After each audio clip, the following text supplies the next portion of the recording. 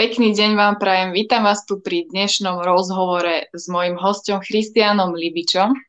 A dneska sa budeme baviť na veľmi aktuálnu tému, ktorú rieši skoro možno každý druhý človek dneska, a to je, ako nájsť svoje životné poslanie a ako sa to podarilo Christianovi. Mňa by zo začiatku, Christian, zaujímalo, že taká tá prvotná myšlienka, niečo, pár viet o tebe a ako to vlastne, čo predchádzalo tomu, že si sa ubral takýmto smerom. No takže mám ísť úplne, že od detstva, alebo stačí tak posledných pár rokov? Ja si myslím, že tých posledných pár rokov bude takých tých najvýznamnejších. OK, tak dám posledných 6-7 rokov, kedy nastala taká moja zmena. Tak rád by som vás privítal všetkých a trošku sa predstavil. Moje meno je Christian Libič. Som vášnivý športovec, keďže od malička hrám futbal. Robím ako aj fitness trénera a prednedávnom, pol roka dozadu, som založil Centrum objatia. Prvá vec, ktorú by som chcel vypichnúť, že možno som tu nemal byť, lebo nemal som sa možno narodiť, ale na poslednú chvíľku sa rozhodli inak. A som za to veľmi vďačný, že sa tak rozhodli a môžem tu šíriť svetlo a ukazovať ľuďom tú cestu, ktorou som si prešiel. Nebola to ľahká cesta, ale som za ňu nesmierne vďačný, že sa práve stalo to, čo sa stalo. Však aj tak som si to sám naplánoval. Naša duša sem príde s určitým plánom, ktorý si má zažiť a prežiť. Sám som si vybral rodičov, sám som si vybral svoje meno. Takže sám som si vybral túto skúsenosť, ktorú som mal zažiť na tejto planéte a v tejto inkarnácii. A zo začiatku som tomu vôbec nechápal, absolútne som nevedel, že takéto niečo existuje. V minulosti som bol celkom agresívny človek. Som sa stále bil a či už som chodil na diskotéky a všade som sa len bil. Bol som agresívny. Nepôsobíš tak. Teraz už nie, ale dakedy tak bolo. Ja som proste na každej diskotéke som sa pobil a niečo som si tým kompenzoval a ja viem čo. Že som mal nedostatok lásky a nedostatok pozornosti. Čiže takto som si možno nejakú pozornosť budzoval. A toto trvalo veľmi asi do 21. roku. 2017 sa to tak zlomilo. Taká tá moja cesta.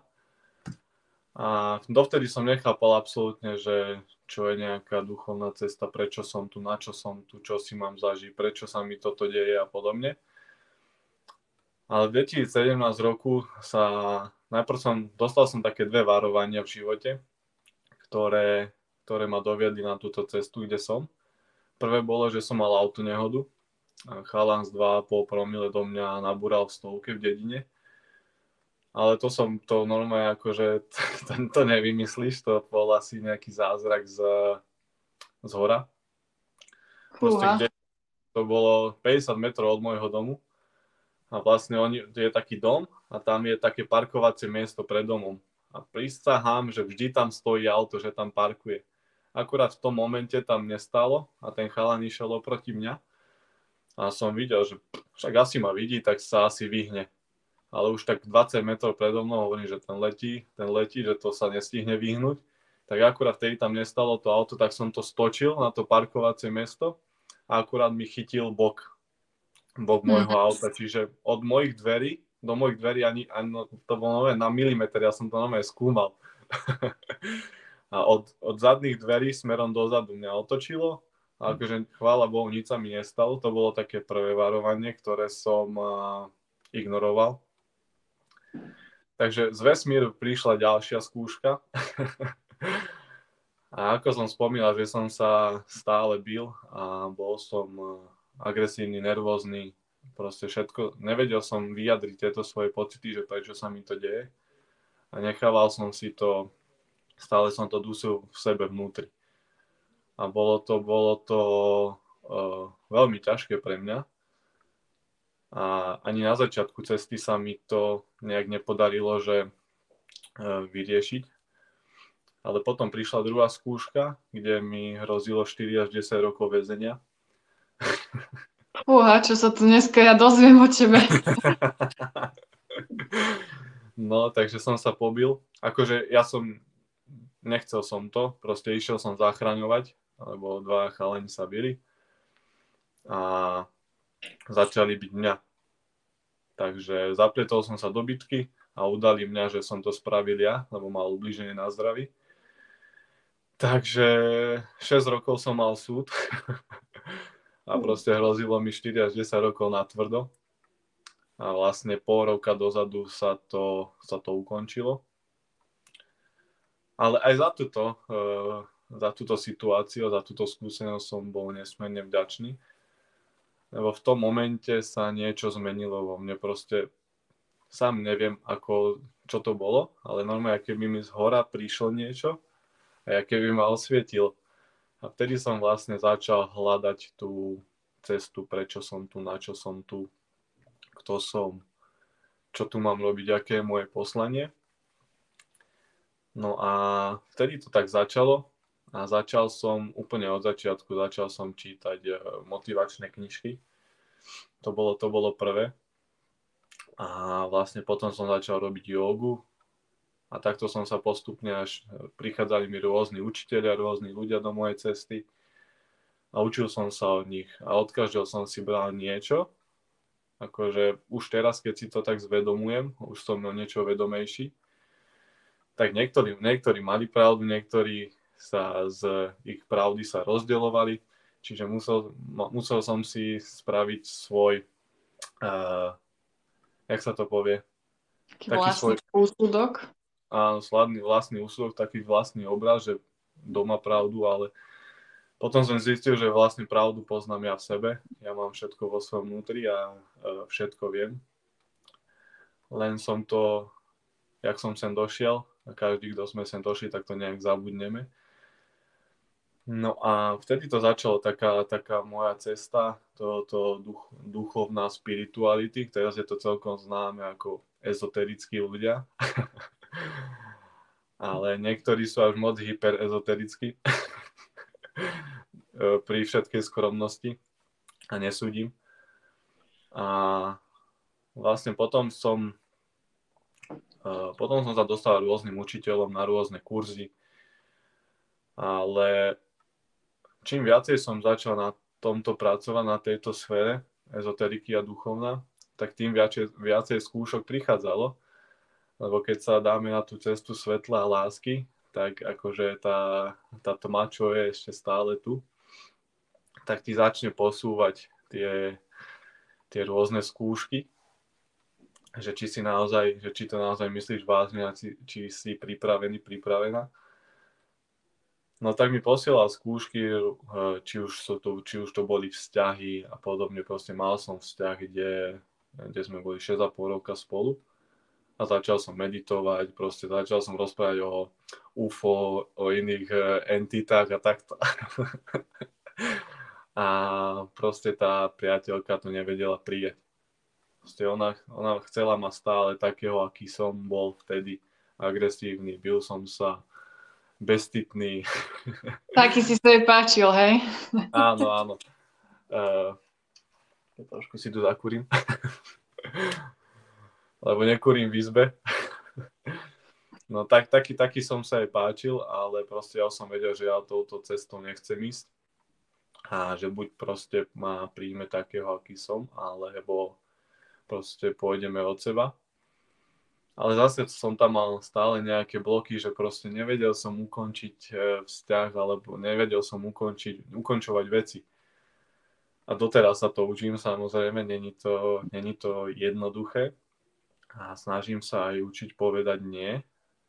Že nie vždy je dobre povedať áno. Vtedy pokiaľ to cítime, že je to správne, tak treba povedať áno. Ale pokiaľ cítim a nie je to s našim súladom, že také niečo, čo ti zovre, či už v hrudníku alebo v žalúdku, tak vtedy treba povedať nie. Ak proste, keď to tak cítime. Takže toto bola taká moja cesta, ale stále to bolo niečo, čo som stále to jak by som to povedal, stále som to nebol ja, že nevedel som, čo chcem. Až jedného dňa, ja som mal rôzne povolania, a teraz jedného povolania kde som umýval auta. Ja som bol hocičo, už to akože... Ty prešiel kadečím, ale tak to je super, tým viac skúseností. Ja som najprv začínal som ako pekár. Pekne, pekár. Ako si to vyberal, tieto povolania? Hľadal som a nakladal som torty a koláče. Normálne to som asi stával, že o 4 ráno do práce a robil som do 2 za 400 eur. Wow. Za úplne minimálnu mzdu. A vlastne ja som hrával aj futbal, čiže ja som o 4 ráno vstal a došiel som o 9 večer z futbalu. Hneď som išiel na tréning z práce. Čiže takto som fungoval a bola to nejaká časť, ale niečo som tomu musel obetovať a niečo som musel prežiť. Ale potom sa to odzrkadlilo na mojom zdraví. Rôzne zranenia, mal som kožné problémy a tieto veci. Stále som bol v strese, v napätí a proste bolesti ramien, kolena, mal som problém s oslabinami pri futbale a podobne. No a vlastne potom tam som skončil, išiel som do ďalšieho zamestnania, tam som čo máš na kamiony, tie mýtne skrinky, tak to som testoval, čo ja som v živote nerobil s počítačom, čo ja viem ledva tento telefón zapnúť, tak to som robil. A zase tam boli také skúšky, že ma tam stále kontrolovať, nemohol som piť proste sladené nápoje, nemohol som jesť pri tej práci. A to bolo také, že som si pokladal otázku, že fakt chcem toto, že chcem, aby niekto stále nado mnou stál a kontroloval ma. Že môžeš toto, nemôžeš toto, akože ja úprimne ja nemám veľmi v láske, keď niekto ma diriguje takto. Ani ja. Na tom sa snažím pracovať a nejako to prijať, ale sám nechcem dirigovať ľudí, takže nechcem proste, aby tí ľudia dirigovali mňa. A potom som odtiaľ odišiel a prišiel som do ďalšieho zamestnania, to bolo to umývanie aut. A vlastne tam som mal potom zdravotné problémy s tou nohou. A tak som si trošku, ja som strašne vymyslený inak v tomto, že som chodil na rehabilitácie a som dal kamarátovi, nech ma pípa, vieš, že som odišiel skorej, ale on ma pípol na konci. No ani mi na to prišli a vyhodili ma. To je ešte tá moja minulosť, to je ten ešte starý život, jak sa hovorí. Ale no, oni ma vyhodili a išiel som na úrad práce na podporu na pol roka. A musím povedať, že to bolo asi najlepšie, čo sa mi mohlo stať. Lebo tam som vtedy začal tak rozjímať a som začal rozmýšľať, že kokso, však ja už nechcem chodiť do práce, že čo ma nebaví, čo nemám rád. Takže chcem proste robiť niečo, čo ma baví. Tak som hľadal, že čo to je. A tak som si povedal, tak som nad tým dúmal, že čo by som chcel robiť, čo by ma bavilo. A vlastne potom mi tak docvaklo, že však celý život sa hýbem v športe, takže proste budem fitness tréner. Bavilo ma cvičiť, bavilo ma pracovať s ľuďmi a vlastne tak som si začal robiť kurzy, začal som robiť fitness trénera a stále potom tam robil som to doma, ale stále tam bol ten strach, že ísť do fitka, proste ja ešte nie som taký moc dobrý, nemám takú prax a čo keď nebudem mať ľudí a podobne a stále tam boli tieto sabotérske programy a myšlienky, ale potom som si povedal, že takí dvaja odišli odtiaľ a som si povedal, že teraz je ten čas, že idem do toho, že nemám čo strátiť. A odvtedy tam pracujem, mám dostatok klientov, darí sa mi. No a vlastne ako premostím do toho centra objať. Ako som sa k tomu dostal, bol som na transformačnom tréningu Andyho Winsona. No a vlastne tam som spoznal kamarátku, ktorá má cez 80 rokov, nechcem povedať, aby som mi náhodou nepridal alebo neubral. Takže mala cez 80 rokov a bola nevidiaca. To mám aj takú fotku na svojom profile. to bol asi najkrajší moment, aký som kedy zažila, najsilnejší, kedy sa otvorilo moje srdiečko. Tak som ju pozval na obed, som jej spravil vegánsky obed, že ona má také rada. Tak som ju naváril. A vlastne tak sme sa rozprávali, že prečo proste chodí na také transformačné tréningy, proste aj v takom veku, že prečo má, aký je jej sen, že čo je jej také poslanie, že čo by chcela ešte dokázať.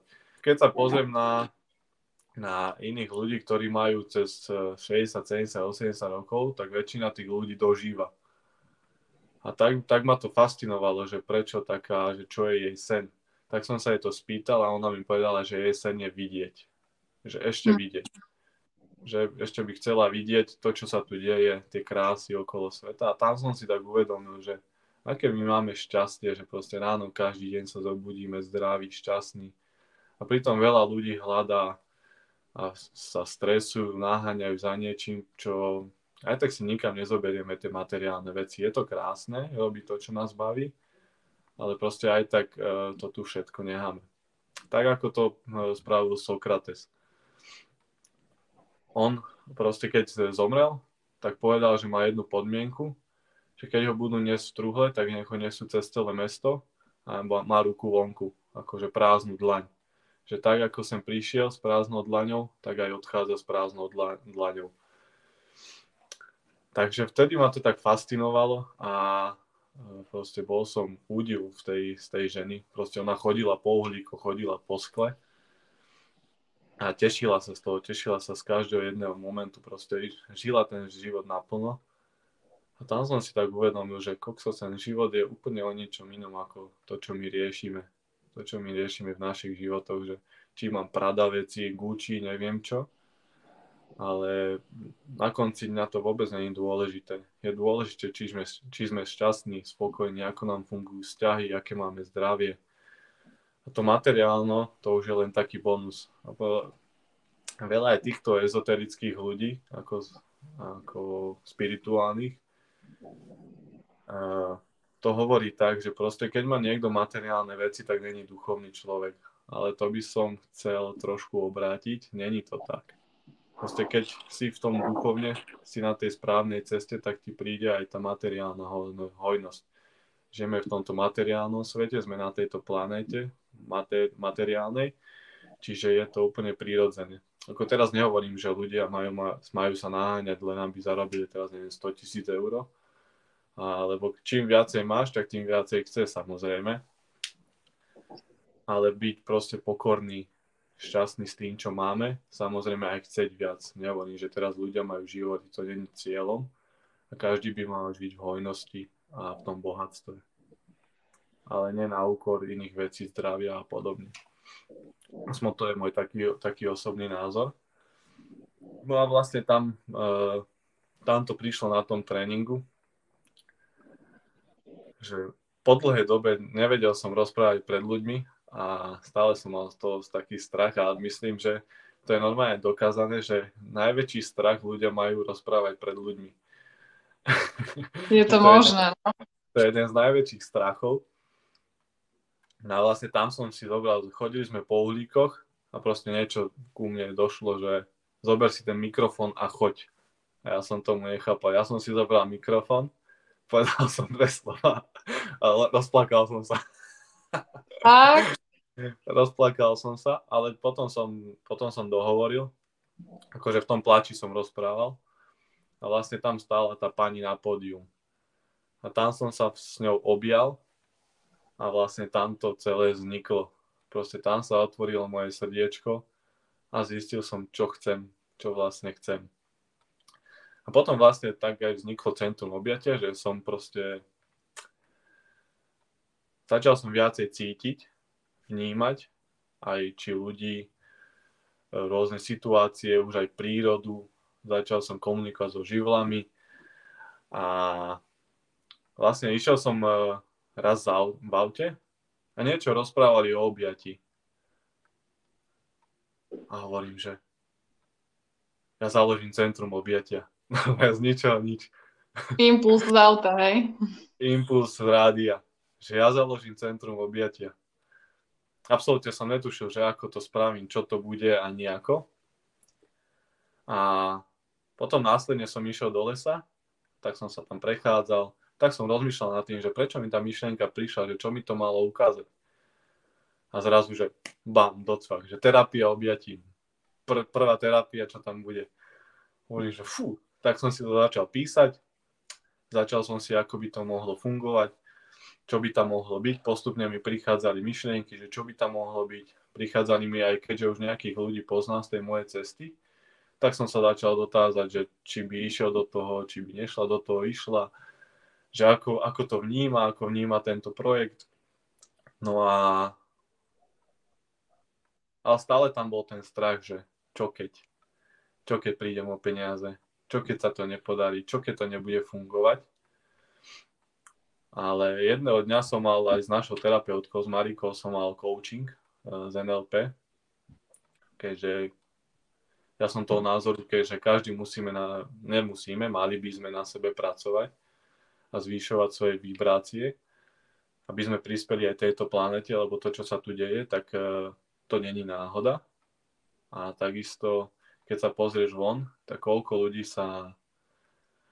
sa ľudí na teba usmeje na ulici.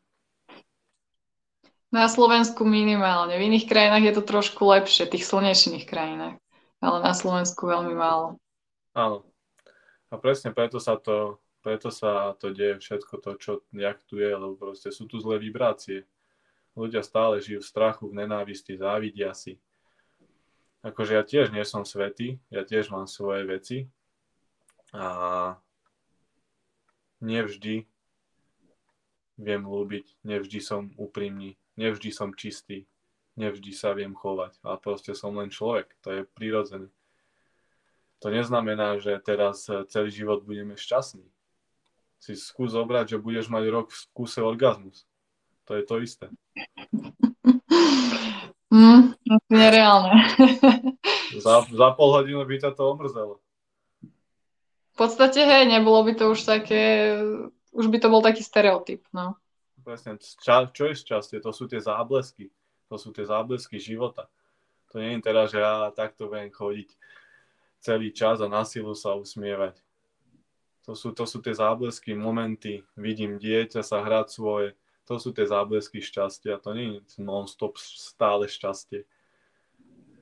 To ani sa nedá na tejto planete byť non-stop šťastný. Akože všetci teraz, nie som proti žiadnemu náboženstvu, ale je najľahšie si sadnúť v stene. Buddhizmus je super, akože, to uznávam, ale je najľahšie tí lámovia a podobne, čo sedia neviem koľko rokov pri stene a pozerajú len do steny, tam nemajú žiadne impulzy zvonku, nemajú žiadne impulzy, aby žili v strachu, aby nejak konali, aby mali iné myšlienky. Tam proste sú není vyrušovaní.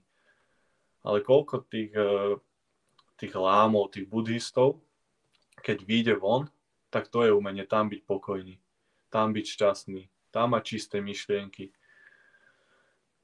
Môžeme ísť aj touto cestou, ale pre niečo sme sa na Slovensku narodili a niečo si to máme vyriešiť. Čiže toto bola taká moja cesta a vlastne tam sa začala potom, som to začal dávať dokopy rôznymi coachingami, že ako by to mohlo fungovať a stále je čo vylepšovať. Samozrejme sme len na začiatku tohto projektu a sú tu útoky na mňa, skončí to, nebude to fungovať. Ale proste ja viem, že ja to cítim, že toto je to moje poslanie. Aj keby som mal pomôcť iba jednému človeku, tak to malo zmysel. Lebo ten jeden človek, ak sa prebudí, tak dokáže so sebou potiahnuť milióny ľudí, milióny duší. A toto je ten zmysel. Toto je ten zmysel centra objatia. Pomáhať ľuďom, zvyšovať ich vibrácie, aby boli šťastní, aby boli spokojní, aby vedeli inak reagovať, aby keď vyjdú z centra, boli iní, vedeli inak reagovať na situácie. Keď niekto na nich bude útočiť, aby zostali pokojní, aby už neboli výbušní, ako som bol takedy ja. Keď mi niekto niečo povedal, tak už mu letela. To by som fakt nepovedala. No akože ja som si povedal, ja som mal byť ja som mal byť MMA fighter, akože ja sa viem byť normálne, to už nebudem rozoberať, to už je Ale minulé. zaujímavé to je, lebo mi to tak nesedí s tvojim, vieš, výzorom, keď si teda tak pozerám, tak teraz vyzeráš byť taký vyrovnaný, taký vysporiadaný a že nejaký MMA by som, Tak možno s tými, čo som sa išiel býva podceňovali, vieš. Hej, to by bola tvoja vlastne výhoda. Hej. No, takže začal som to dávať dokopy a vlastne to je cieľ centra objatia, aby tí ľudia mali lepšie vzťahy v rodinách. No, pokiaľ bude rodina šťastná, tak začnú zvyšovať vibrácie hlavne seba, začnú zvyšovať vibrácie svojej rodiny, začnú zvyšovať vibrácie svojho mesta, svojej krajiny, z celej tejto planety. A keď len prebudíme jedného človeka, tak si poviem, že málo to zmysel. Keď pomôžeme len jednomu človeku, tak málo to zmysel. Nech to stojí čokoľvek. Stojí to, akože ja som nikdy nepodnikal, je to pre mňa niečo nové a učím sa v tom. Ale nešiel som s tým zámerom, že teraz chcem zbohatnúť na tom. Išiel som s tým zámerom, že chcem pomáhať ľuďom a je to moja cesta. Takisto mi prišla mi moja intuícia, alebo ako každý to inak nazýva, tretie oko, anjeli a podobne. Stvoriteľ, vesmír. Prišlo mi, že budem liečiť rukami. Zatiaľ neviem ako to bude prebiehať. Cítim energiu vo svojich rukách, ale povedali mi, že nemám sa ponáhľať s tým. Mám byť trpezlivý, pracovať na sebe a že to príde. Pekne, akože krásny príbeh. Nečakala som, lebo sama som nevedela o tebe takéto hlbšie veci, takže je to veľmi inšpiratívny príbeh. Tak to je len z mála z môjho príbehu. Nemal som ľahké detstvo, takisto však aj rodičia sú rozvedení a nebolo to jednoduché a zanechalo to vo mne veľa stôp, moje detstvo, ale som nesmierne vďačný za to, lebo ma to posunulo tam, kde som tým, kým som a na druhej strane viem,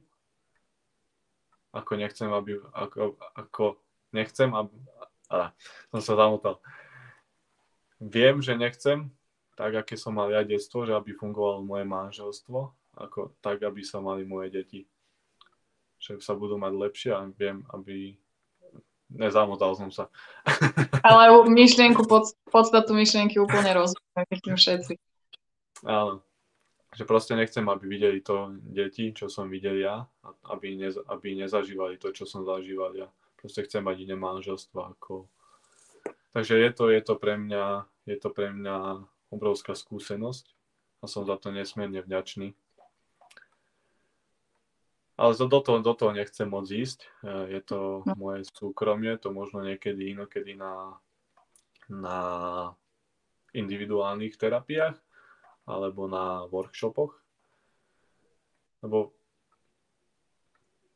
potom, ako som sa začal byť taký prebudenejší a začal som inak vnímať ten svet, tak zrazu ľudia začali za mnou prichádzať, či im neviem poradiť a podobne.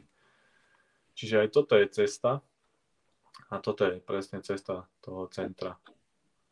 Všetky odpovede máme v sebe, ale niektorí, vieš, nemôžeš niekomu rozprávať, tento zbiera banány, nikdy nepochopí toho, čo zbiera jahody. Ani ten, čo zbiera jahody, nikdy nepochopí toho, čo zbiera banány.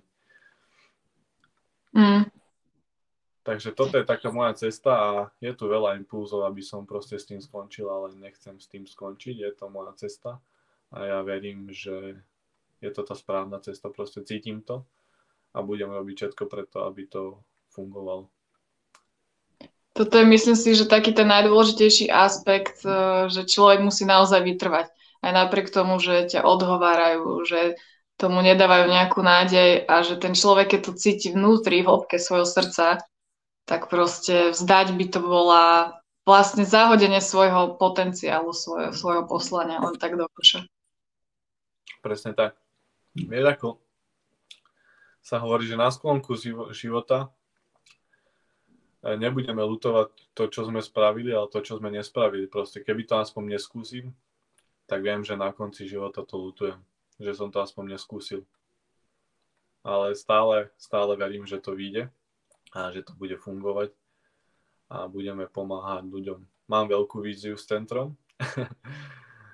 a No povedz nám o tom viac a ešte aj pre tých, ktorí možno nepoznajú zatiaľ Centrum objatia v Pezinku, tak vlastne čo všetko ponúka ľuďom, čo si tam môžu nájsť?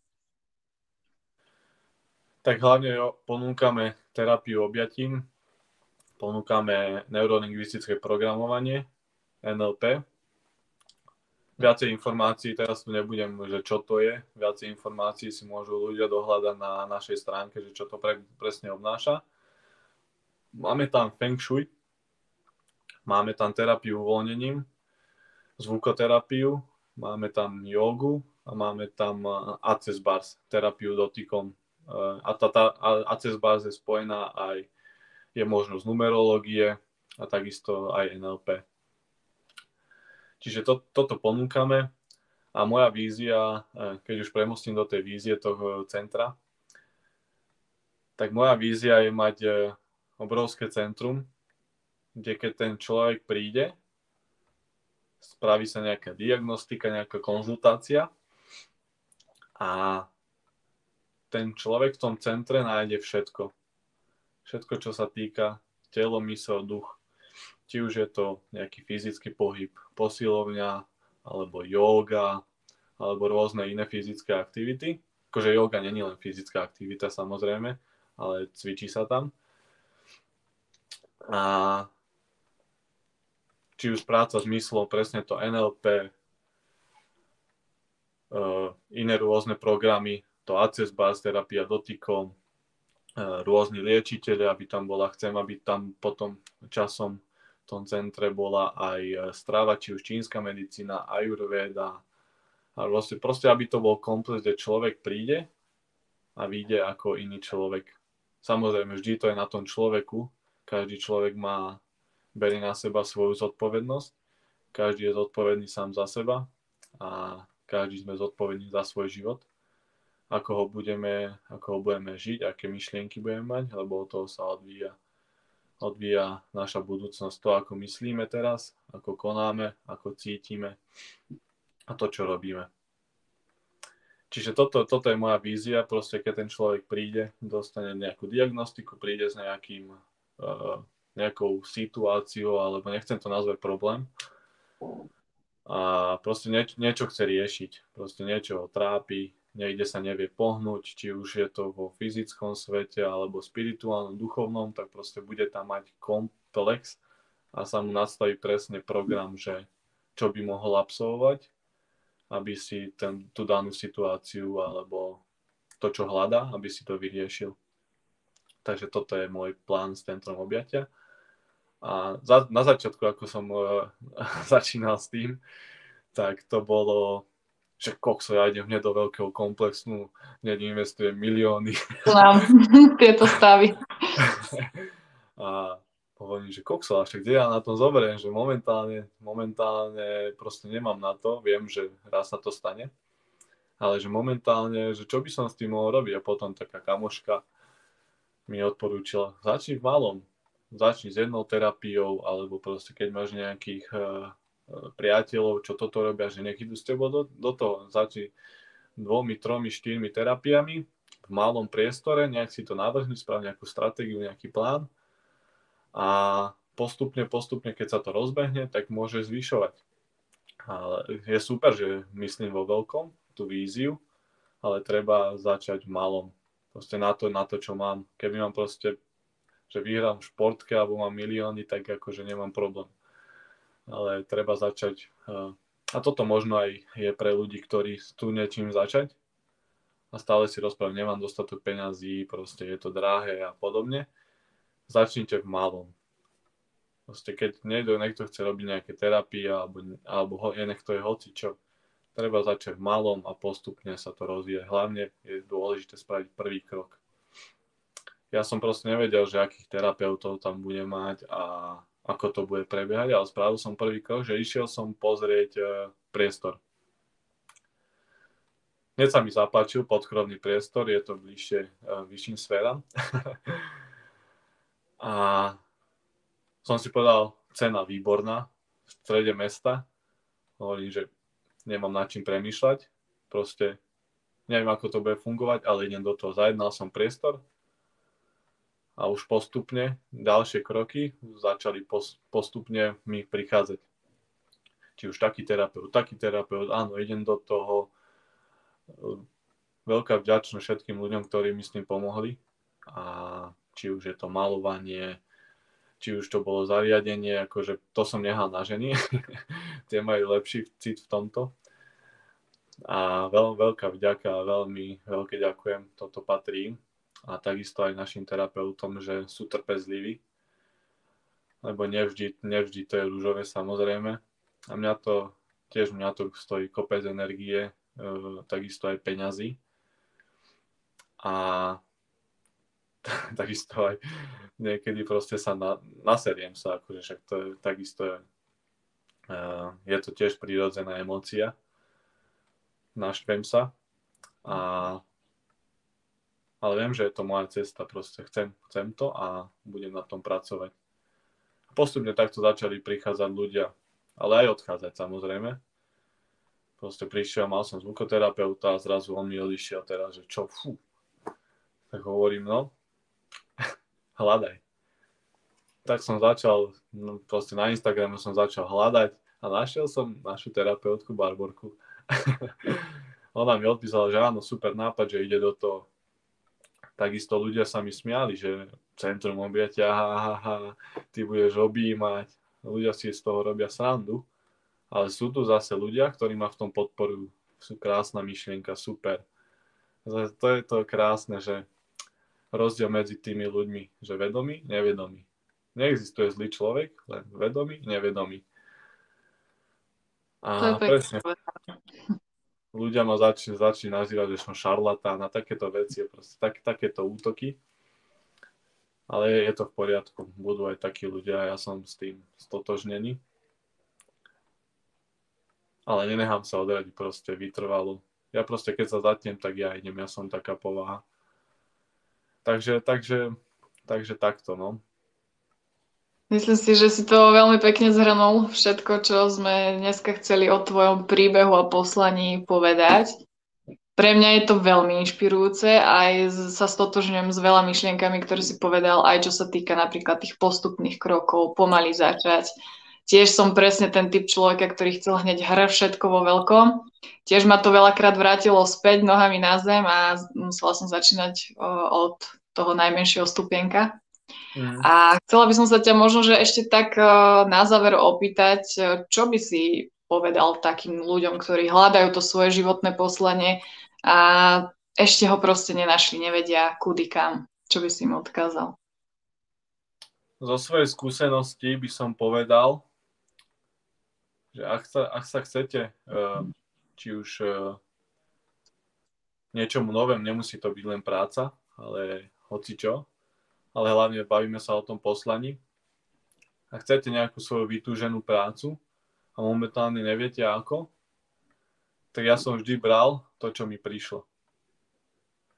A vytrval som tam aspoň 3 mesiace a potom mi prišla vždy lepšia ponuka.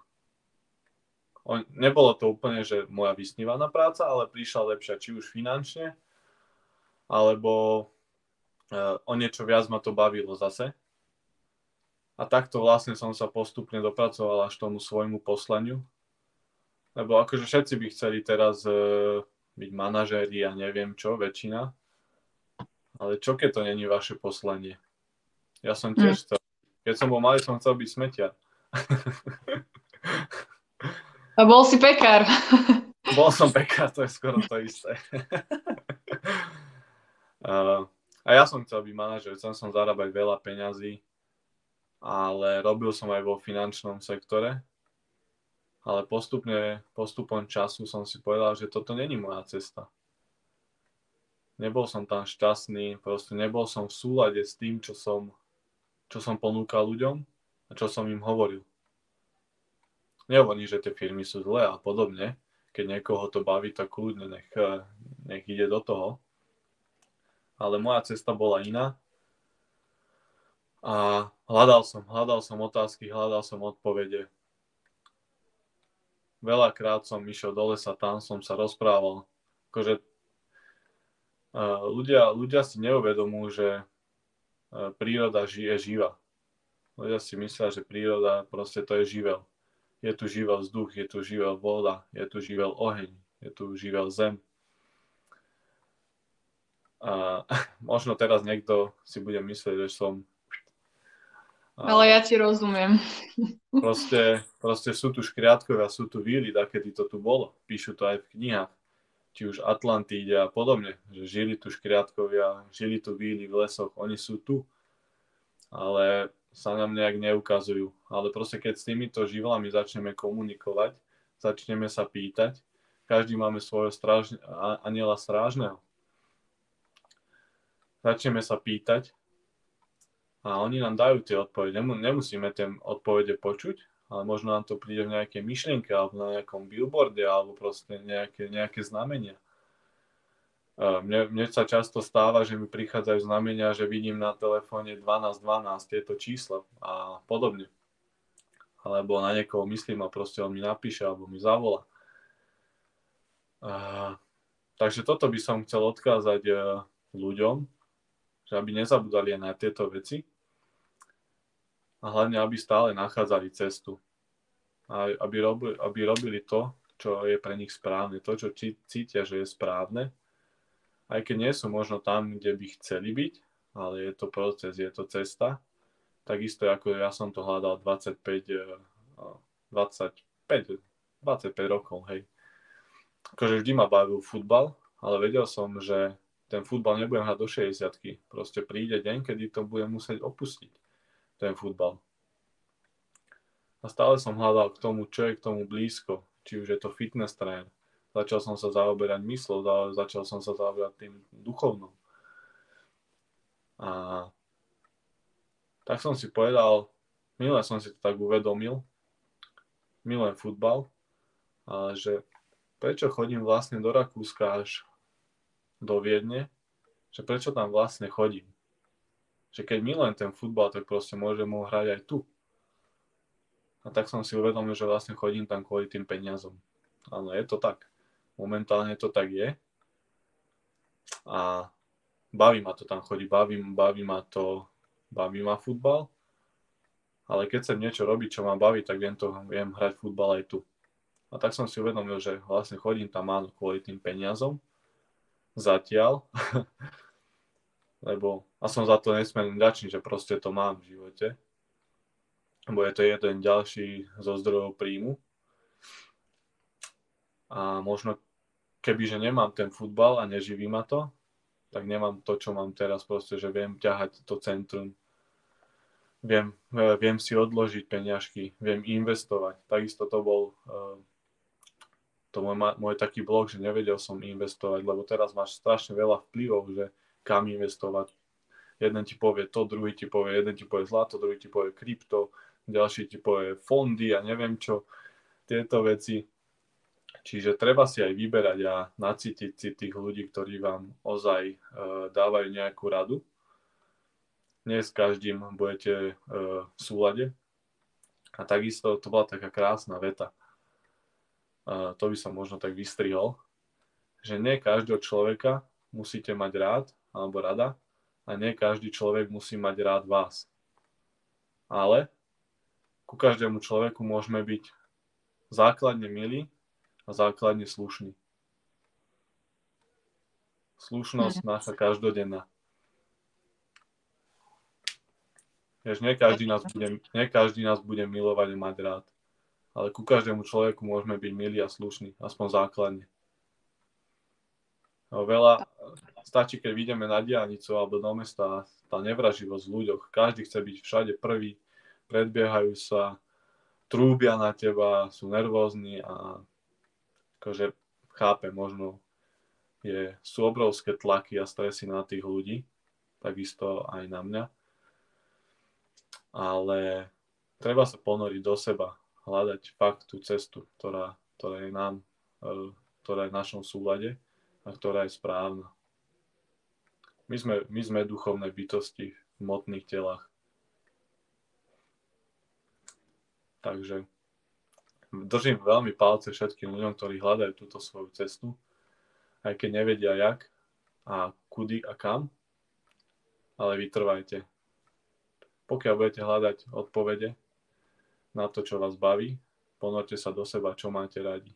Nech je to hocičo, niekto môže malovať, tak budem malovať obrazy, ale budem robiť to, čo ma baví. Nie každý musí byť milionár. Proste je oveľa pre pokoj duše je oveľa lepšie zarábať menej, ale robiť to, čo ma baví a byť šťastný a spokojný. Tak, to si myslím si, že veľmi pekne zhrnul takto na záver. Ďakujem krásne za tvoj príbeh a za rozhovor s tebou. A verím, že každý, kto si vypočuje tento rozhovor, tak si z toho zoberie to potrebné, čo mu to niečo dá, v čom ho to inšpiruje. Takže ďakujem ešte raz a vidíme sa, dúfam, že možno, že aj na budúce pri ďalšom zaujímavom rozhovore. Budem veľmi rád a ďakujem a pozdravujem všetkým. A Boh vám žehnaj na vašej ceste, nech sa naplní to najlepšie z vášho plánu duše, to, po čom vaša duša túži, a to, čo chce a to, čo má zažiť na tejto planete. Nech ste hlavne šťastní, spokojní a nech máte fungujúce vzťahy. Lebo to je najdôležitejšie na tomto svete, fungujúce vzťahy. To si odnesieme a to nás vyživuje. Kto nemá fungujúce vzťahy, tak má či už to problém s obličkami a podobne. Takže vzťahy sú alfa omega na tejto planete a na tomto svete. To som pochopil aj ja vo svojom živote, že nič nie je krajšie ako mať krásne vzťahy.